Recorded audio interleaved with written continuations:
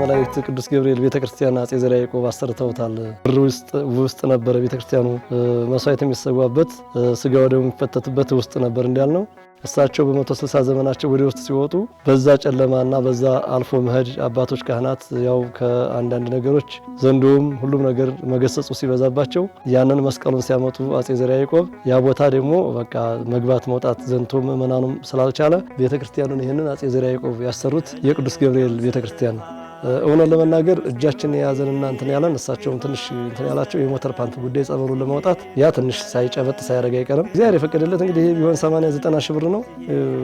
ሸራ ረዝም ሸራ ሊፈልግ ይችላል። ወደ ውስጥ ረዝም ስለሆነ ቦታው እዛ ጸበል ቤቱ ሰው ዘንቶ ቢጠመቅ ይሄንን እገዛ የሚያደርግልን ይሄ እንግዲህ ያው የቅዱስ ገብርኤል ህንጻ ቤተክርስቲያን ነው እና ይሄ በረንዳው ነው ቢሰራ በዚህ መልኩ ተቆፍሯል። ይሄ የሚያስፈልገው እንግዲህ 2008 የተጀመረ መሆኑንም ቅድም ሲናገሩ ነበር። ችግር ላይ ነው ያለ ምክንያቱም ጥሩ ነገር እያገኘ አይደለም፣ ደሞዝ የለውም ማለት ይቻላል። 1000 እና 2000 ለመክፈል እሱም የ6 ወር የ7 ወር እየቆየባቸው ነው ያለ እያልኩኝ እርዱን ነው። እኔ አሁን ትልቁ ነገር እስካሁን ግለሰብ ነበር የሚያሰራው የግለሰቡን መብት ጠብቄ ነው የኖርኩት። ገንዘብ ሌላ አይጨመርም እያልኩ አሁን ላይ ግን በጣም ብዙ ጊዜ መስዋዕት ከፍዬ ታግዬ እሱን ጠይቄ ያለሁኝ። ካልሆነ ደግሞ እንደዚህ ሆኖ ስለማይቀር እሱ ካልሆነለት እግዚአብሔር የፈቀደለት ሰው ስለሆነ መጨረስ ያለበት፣ ካልተፈቀደ ደግሞ ምናልባት ምእመናን የፈቀደላችሁ ካላችሁ እጃችሁን 5ም 10ም ሳትሉ ጨምራችሁን ረድታችሁን በስመ አብ ወወልድ ወመንፈስ ቅዱስ አሐዱ አምላክ ስቡሐ ሚዲያ ስቱዲዮ እገኛለሁኝ። የመጣሁት በደቡብ ወሎ ዞን በአምባሰል ወረዳ በግሸን ደብረ ከርቤ እግረ መስቀል ስር ከሚገኘው ከዋሻ ቅዱስ ጊዮርጊስና ቅዱስ ገብርኤል ቤተክርስቲያን ገዳም ነው። የብዙ ቅዱሳን አባቶች አጽም ሳይበሰብስና ሳይፈርስ የሚገኝበት ድንቅ ቦታ እንዲሁም የቅዱስ ዮሐንስ፣ የቅዱስ ገብርኤል፣ የቅዱስ ጊዮርጊስ፣ የቅድስት አርሴማ ጠበል የሚገኝበት ታምረኛ ዋሻ ሲሆን ነገር ግን በዚህ ድንቅ ስፍራ የብዙ አባቶችን ደሞዝ መክፈል አለመቻል እንዲሁም መሰራት ያለባቸውና በጅምር ላይ የቀሩ የልማት ስራዎች ስላሉ ሁላችንም ህዝበ ክርስቲያን ተባብረን ቤተክርስቲያናችንን ከፍጻሜ እንድናደርስ እዛ ቦታ ላይ በሚገኙ ቅዱሳን አባቶቻችን ስም በትህትና እንጠይቃለን። እኔ የዚህ የዋሻ ቅዱስ ጊዮርጊስና ቅዱስ ገብርኤል ቤተክርስቲያን ዋና አስተዳዳሪ ነኝ። ገዳሙን ለመርዳት ለምትፈልጉ የቤተክርስቲያኑ የዋሻ ቅዱስ ጊዮርጊስና ቅዱስ ገብርኤል ቤተክርስቲያን አካውንት ቁጥር የኢትዮጵያ ንግድ ባንክ ነው 10053 63 97 67 ነው። ስልክ ቁጥር የዚሁ የኔው ያስተዳደሩ ስልክ ቁጥር ነው 0922 41 94 89 ብላችሁ ለመርዳት የምትፈልጉ ብትልኩልን ይደርሰናል። በእግዚአብሔር ስም እናመሰግናለን።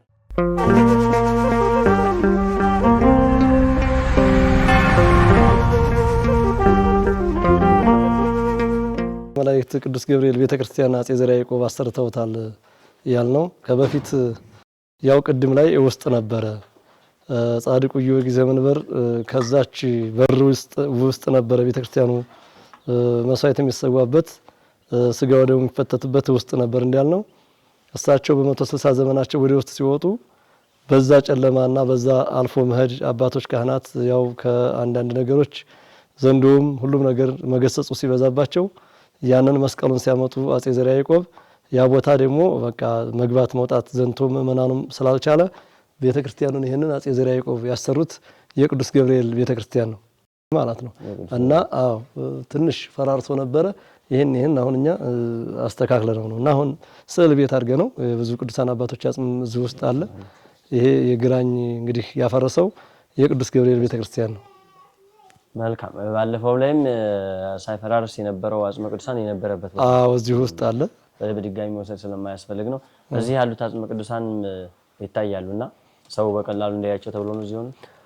ምናልባት አንዳንድ እንግዶች ሲመጡ አጽሙ የደረሰ የት አደረሱት ምናምን ስለሚባል ለእንትን ያህል እንግዲህ ያው በረከት እያዩ እንዲሄዱ ብለን እነዚህን አውጥተን እዛ አድርገን ነው እንጂ ያው ብዙ እዚህ ውስጥ ነው ያለው። በዚህ ውስጥም ዋሻለች እዛ ውስጥም አለ አጽመ ቅዱሳን። ያው ግን እነዚህን ደግሞ አይቶ ያው ለጥያቄም ደግሞ ጠፋ ወይ ታረጉት ይባላልና ለዛ ብለን ነው እዚህ ያደረግናቸው። መልካም። ይሄኛው እንትኑ ቦለኬቱ በፊት ነው ወይስ የማይሰራው ስለምንድን ነው? ቦለኬቱ እንግዲህ ያው አንዲት እናት ይሄን ጸበል ቤት ያሰሩት እሳቸው ናቸው። ከዛ ከጸበል ቤቱ የተረፈ ነው። ስለዚህ እዛ ላይ ያስፈልግ ድንጋይ ብቻ ነው የሚፈልገው። ድንጋይ ብቻ ነው ቦለኬት አናስገባም ብለን ነው። ከበፊቱም ይሄን ጥርብ ድንጋይ በስንት ፈተና ነው ወደ ጥርብ ድንጋይ የቀየር ነው። በቦለኬት ይሁን ብሎ ነበር ሰውየው። አይ እንዴት ይሄ እኮ ጊዜ ለጊዜያዊ ቦለኬት ለጊዜያዊ ነው። ይሄ ግን በቃ ዓለም እስከሚያልፍ ምንም ስለማያገኝ ይኖራል ብለን እንደገና በብዙ ምክክር ነው ወደዚህ ያደረግነውና ለዚህ ስራ ለቤተክርስቲያኑ ስራ ብሎኬቱ ያገለግለናል። ለሌላ እንዲያገለግል ምን ታደርጉት? ለሌላ እንግዲህ አሁን ይሄንን ያው ይሄኛውስ መሰረት ይሄን በጥርብ ነው የሚያልቀው። ይሄ ፍሬም ነው እንግዲህ ይሄ የተሰራው አጽመ ቅዱሳን ወጥቶ እዚህ ተነጥፎ በደንብ ሆኖ ሰው በእይታ በመስታወት እንዲያየው ፍሬም ሊገጠምለት ነው ይሄ የተሰራው ማለት ነው። አዎ። እና ይሄ ፍሬም ይገጠማል፣ በቁልፍ ይሆናል። ከዛ ሰው ዝም ብሎ በዚህ ላይ ሆኖ ከዚህ ሆኖ አሻግሮ ማየት ይችላል። ይሄ ታዲያ እንዲሰራ የሚያስፈልገው ነገር ለህዝበ ክርስቲያን ማሳወቅ እንዲችሉ ማለት ነው። አሁን ይሄ እንግዲህ በፍሬም ምናልባት የዚህን ስራ እንግዲህ እናታችን ይዘውታል፣ ሳያስለኩ አይቀሩም የሚል ሀሳብ አለኝ። አሁን በቅርብ ሳያስለኩት አይቀሩም የሚል ሀሳብ አለኝና እማሆይ ናቸው አንዲት እናት ናቸውና ምንድነው እንደውም ስራውን የዚህን ጋብ ያደረገብን መስታወት ተገጠመ። ስራው ሲሰራ ድንጋይ ሲፈነጣጠር መስታወት ነው የሚመስለው እና የዚህ ስራ የቆመበት በአንደኛው ትልቁ ነገር ስንት ዛሬ መስታወት ስንት እንደሆነ ይታወቃል። አንድ ካሪ ምናምን ከዛ እዚህ ላይ ድንጋይ የሆነ ነገር ሲባረክ ቤተክርስቲያኑ ተባርኮ ስራው ሲያቆም ይሄ ይገጠማል በሚል ነው አሁን ይሄ እንትን ያለው። እውነት ለመናገር እጃችን የያዘንና እንትን ያለን እሳቸውም ትንሽ እንትን ያላቸው የሞተር ፓምፕ ጉዳይ ጸበሉን ለማውጣት ያ ትንሽ ሳይጨበጥ ሳይረጋ አይቀርም። እግዚአብሔር የፈቀደለት እንግዲህ ይሄ ቢሆን 80-90 ሺህ ብር ነው። ሸራ ረዝም ሸራ ሊፈልግ ይችላል ወደ ውስጥ ረዝም ስለሆነ ቦታው እዛ ጸበል ቤቱ ሰው ዘንቶ ቢጠመቅ ይሄንን እገዛ የሚያደርግልን።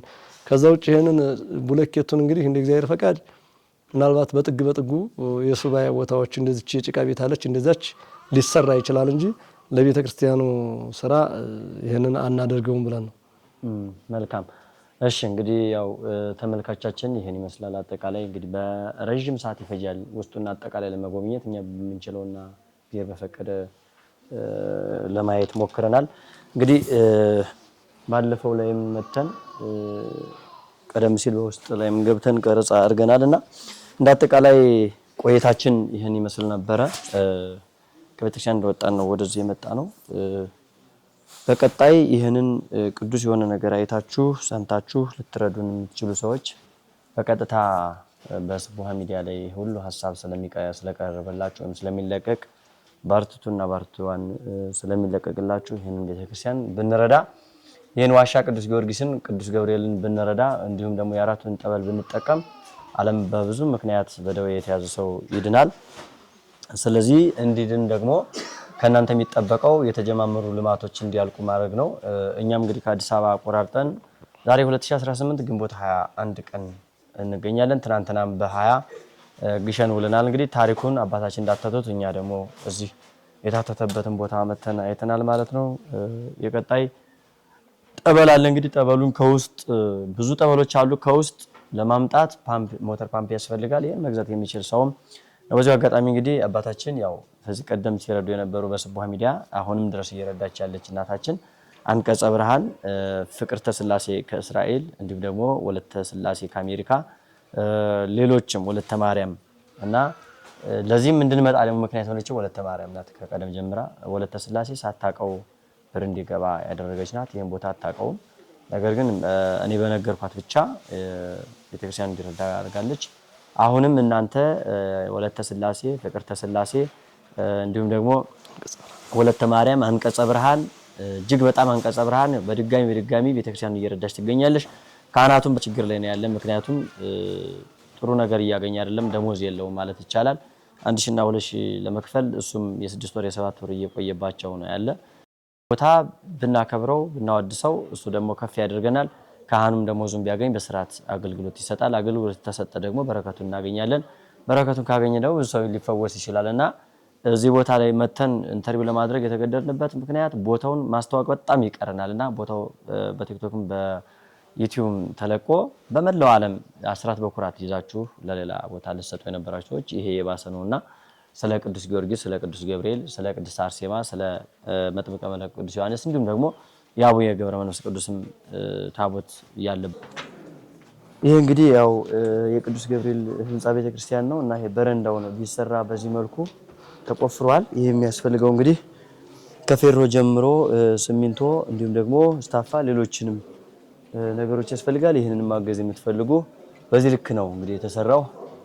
ቤተክርስቲያኑ በዚህ ልክ ተሰርቷል። ግን በ2008 የተጀመረ መሆኑንም ቅድም ሲናገሩ ነበር። 2018 ደግሞ የተወሰነ ነገሩ ደረጃዎች ተሰርተዋል። አሁንም ግን የሚቀር ነገር አለና ይህን ማስጨረስ የሚችል ሰው የሚቀረውን ከቤተክርስቲያን ሰዎች ጋር በማገናኘት የሚያስፈልገውን ከነሱ ጋር ተነጋግራችሁ መጨረስ ትችላላችሁ። እንግዲህ ወደ መጨረሻ ማጠቃለያ ነው አባታችን። አሁን እንግዲህ በዚህ ዙሪያ የሚሉት ነገር ካለ አጠቃላይ በልማቱ ዙሪያ እኔ ያው በዚህ ዙሪያ ምለው እግዚአብሔር እንግዲህ ዛሬ ድረስ በመድረሱ በጣም እያዘንኩና እያለቀስኩ ነው ያለሁት። ለምን ይሄ ቤተክርስቲያን ተሰርቶ ግልጋሎት እንዲጀምር ስጋው እንዲፈተትበት ደግሞ እንዲቀዳበት ነበር እንጂ እንደዚህ ይሄን ያህል ሰዓት ይሆናል ብዬ ማልገመኩ ነበረ። ያው ለሁሉም ነገር እግዚአብሔር ፈቅድ ስለሆነ ዘንድሮ ደግሞ ትንሽ የተወሰነ ይቺ ነገር ሆናልኛለች። አሁንም ምእመናን በውጭም በሀገር ውስጥም ያላችሁ በእውነት ከሆነ ይሄንን ቅዱስ ቦታ መታደል ስለሆነ ከ15ኛው ክፍለ ዘመን ግራይ ካፈረሰው ጀምሮ ተሰጥቶ ወይም ደግሞ ታስቦ ስለማይታወቅ እኛ ደግሞ ሁላችንም በገንዘብም በጉልበትም በማንኛውም ነገር አሻራችን ብናስቀምጥና ብንጨርሰውና ብንገለገልበት እዚሁ ስጋው ደግሞ ብንቀበልበት እያልኩኝ እርዱን ነው። እኔ አሁን ትልቁ ነገር እስካሁን ግለሰብ ነበር የሚያሰራው የግለሰቡን መብት ጠብቄ ነው የኖርኩት። ገንዘብ ሌላ አይጨመርም እያልኩ አሁን ላይ ግን በጣም ብዙ ጊዜ መስዋዕት ከፍዬ ታግዬ እሱን ጠይቄያለሁኝ። ካልሆነ ደግሞ እንደዚህ ሆኖ ስለማይቀር እሱ ካልሆነለት እግዚአብሔር የፈቀደለት ሰው ስለሆነ መጨረስ ያለበት ካልተፈቀደ ደግሞ ምናልባት ምእመናን የፈቀደላችሁ ካላችሁ እጃችሁን 5ም 10ም ሳትሉ ጨምራችሁን ረድታችሁን እንድንጨርሰው ነው። በእርግጥ አሁን ብዙ ነገር ይሄ ብቻ ሳይሆን ይሄ ቤተክርስቲያን ቤተልሔም ያስፈልገዋል። ከዛም ይሄ የፊኒሺንግ ስራ ቀለም ሁሉ ነገር ያስፈልገዋል። ብዙ ነገር ብዙ ንዋየ ቅድሳት ያስፈልገዋል። የቻላችሁትን ያህል እኔ ይሄን እችላለሁ በምትሉት መጠን በምትችሉ መጠን ብትረዱን እያልኩ ነው እኔ ማሳስበው። እንግዲህ ለቅዱሳን አባቶች ረድኤት በረከት እንድታገኙ እናንተም ነው የምለው። ይሄ ሁሉ ነው እንግዲህ ማስፋፋያ ሁሉ ነው። አሁን ዘንድሮ የተሰራ የነበረው ይሄ ነው። ይሄ አሁን ዘንድሮ ነው የተሰራው። ይሄ አሁን ይሄን አርማታ ማድረግ ነው የሚጠበቅ። አርማታ ማድረግ ነው የሚጠበቅብን። ለዚህ ሲሚንቶ ነው የሚያስፈልገው። ሲሚንቶ፣ ጉልበት፣ ያው የገንዘብ ያስፈልጋል ማጓጓዣ። ከዛ ሲቀጥል እዚህ ደግሞ ያው የግንበኛ ዋጋ። መልካም እንግዲህ የነበረን ቆይታ ይሄን ይመስላል። በአጠቃላይ ስለዚህ ስለ ዋሻው ቅዱስ ጊዮርጊስ እንዲሁም ደግሞ ቅዱስ ገብርኤል ስትረዱ የነበራችሁ ቅድም ደግሜ እላለሁ ወለተ ስላሴ፣ ፍቅርተ ስላሴ፣ አንቀጸ ብርሃን፣ ወለተ ማርያም እንዲሁም ደግሞ አሁን ላይ አመተ ማርያም አመተ ስላሴ እያነሷቸው ያሉ አባታችን በአጠቃላይ ከ1 ብር እስከ ትልቁ ብር ድረስ የረዳችሁን ሁሉ እግዚአብሔር ይስጥልን እያል ቀጣይም የቤት ስራ ወስዳችሁ እኔ ይሄ ልስራ ይሄን ልስራ ይሄ ሲሚንቶኔ ልግዛ ፌሮኔ ልግዛ ብላችሁ ይሄ ዋሻ እንደተጀመረ እንዲያልቅ እንድታደርጉ በእግዚአብሔር ስም ጠይቃለሁ። ስቡሀ ሚዲያም ቦታው ድረስ በመሄድ ይሄን ለሁለተኛ ዙር ስራ ሰርቷል። እንግዲህ የመጨረሻ ጠበሉ ያለበትን ቦታ ብቻ ነው የምናሳይ። ሰላማችሁ ይብዛ። ወልድ ወመንፈስ ቅዱስ አሐዱ አምላክ። ስቡሀ ሚዲያ ስቱዲዮ እገኛለሁኝ። የመጣሁት በደቡብ ወሎ ዞን በአምባሰል ወረዳ በግሸን ደብረ ከርቤ እግረ መስቀል ስር ከሚገኘው ከዋሻ ቅዱስ ጊዮርጊስና ቅዱስ ገብርኤል ቤተክርስቲያን ገዳም ነው። የብዙ ቅዱሳን አባቶች አጽም ሳይበሰብስና ሳይፈርስ የሚገኝበት ድንቅ ቦታ እንዲሁም የቅዱስ ዮሐንስ፣ የቅዱስ ገብርኤል፣ የቅዱስ ጊዮርጊስ፣ የቅድስት አርሴማ ጠበል የሚገኝበት ታምረኛ ዋሻ ሲሆን ነገር ግን በዚህ ድንቅ ስፍራ የብዙ አባቶችን ደሞዝ መክፈል አለመቻል እንዲሁም መሰራት ያለባቸውና በጅምር ላይ የቀሩ የልማት ስራዎች ስላሉ ሁላችንም ህዝበ ክርስቲያን ተባብረን ቤተክርስቲያናችንን ከፍጻሜ እንድናደርስ እዛ ቦታ ላይ በሚገኙ ቅዱሳን አባቶቻችን ስም በትህትና እንጠይቃለን። እኔ የዚህ የዋሻ ቅዱስ ጊዮርጊስና ቅዱስ ገብርኤል ቤተክርስቲያን ዋና አስተዳዳሪ ነኝ። ገዳሙን ለመርዳት ለምትፈልጉ የቤተክርስቲያኑ የዋሻ ቅዱስ ጊዮርጊስና ቅዱስ ገብርኤል ቤተክርስቲያን አካውንት ቁጥር የኢትዮጵያ ንግድ ባንክ ነው 10053 63 97 67 ነው።